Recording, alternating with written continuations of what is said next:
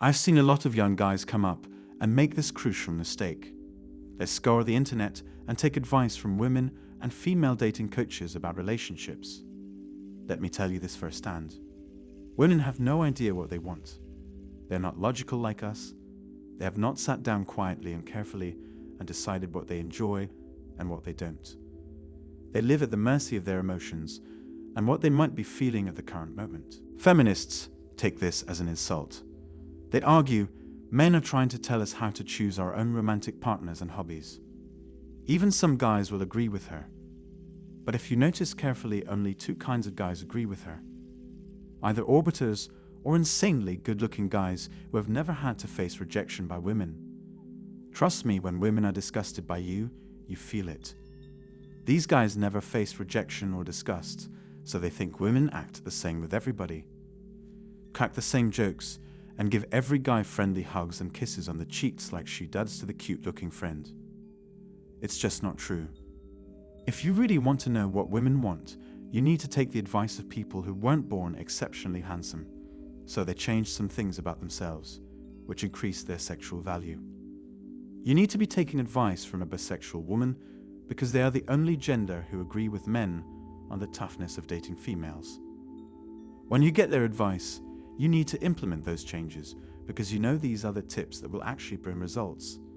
Not the useless, be yourself, or act nice and make me feel special cliché. Let's discuss this some more.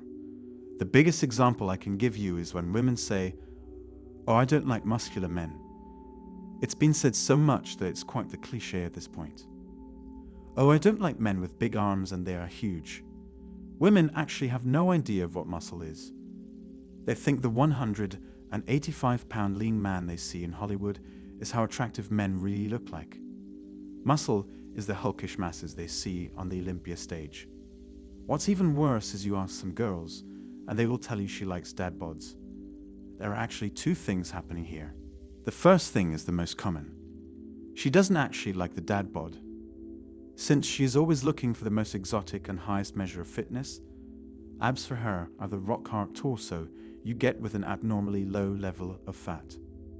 She always sees them on the internet because they don't exist outside the world of insane lighting, makeup, dehydration, and Photoshop. If you ask her what's the dad bod for her, she'll point to a guy with a skinny stomach. The second is when women say this to not appear shallow or not hurt feelings. Because it's actually very clear that women aren't going for skinny guys. All the highest paid sex symbols of Hollywood happen to be tall, muscular women with good bodies. Look at what they do. Look at the men they lust over. If she says she doesn't like muscular men, does she date skinny nerds? Or for her, muscular is the guy with a good diet and regular gym routine. Because she probably thinks that's our default state. Like we don't have to spend hours in the gym to look like that. Look for the men they're actually sleeping with all the way from high school to marriage. If they are attractive, they will definitely choose fit, healthy men with decent muscle mass. In fact, women very much value fitness. Being fit in her eyes automatically takes you from a creep to a gentleman. Even rich guys who hire hookers but are unfit are seen as predatory creeps. She will seek with them for clout, but at any opportunity, she will whine about it, play the victim, and pretend like he took advantage of her. But those women don't feel the same way about rich actors and good-looking millionaires. That's how much looks matter. Another thing women say is that they don't like traditionally masculine men. This also means many things. First is because they have demonized masculine men. A truly masculine man is devoted to his wife and expects her to be devoted as well. He doesn't want her messing around with her guy friends and dressing scantily. But women are intimidated by that. They don't want to embrace modesty or worse, live with restrictions because society has allowed them a life devoid of consequences. She may also say that she likes feminine men. When you ask her what that means to her, she will point to someone like Mads Mikkelsen, a guy who is tall and handsome and has all the physical characteristics of being a high-value man. Maybe because he acts soft and playful in a few interviews, she isn't attracted to his feminine behavior. She is attracted to his masculinity and his status, and she uses that excuse as a crutch. Because God forbids women to embrace the fact that they like a man who is masculine and handsome. That's going to ruin their entire agenda to shame masculinity. Unfortunately for them, they can't run from primal desires. A lot of relationships that women perceive as ideal are the ones she daydreams about. You won't believe it, guys, but women spend hours daydreaming and falling in love with fictional men. These men come with all the feel-good chemicals and none of the hard work. Like men daydream of having a sexy harem without hard work, she wants a high-value man who pampers her and asks for nothing in return. Humans don't work like that. Humans come with flaws and demand mutual effort to stay together. But do you see the hypocrisy here? Visualizing fictional men is not only considered normal, but men are also told to be like that. To do everything for her and think of her like an angel for just existing. I mean, she is, in the end, a human. Why shall I treat her like a queen when she can't even cook delicious food for me? No man cares about the money his wife brings home, or her finances. I know I don't care. He cares about what she did for him. How does she take care of her children and his home? Society doesn't want men to accept that all they want is a nice wife who cooks hot, delicious food for them when they come back home and is loyal. It's as simple as that. Western men would die for a wife like this. That's how bad Western civilization has fallen.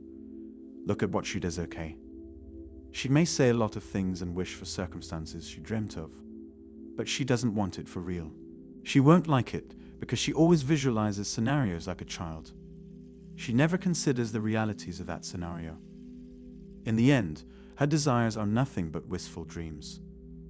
But she will parade them around like that's what she wants, and weak men try to give her that every day.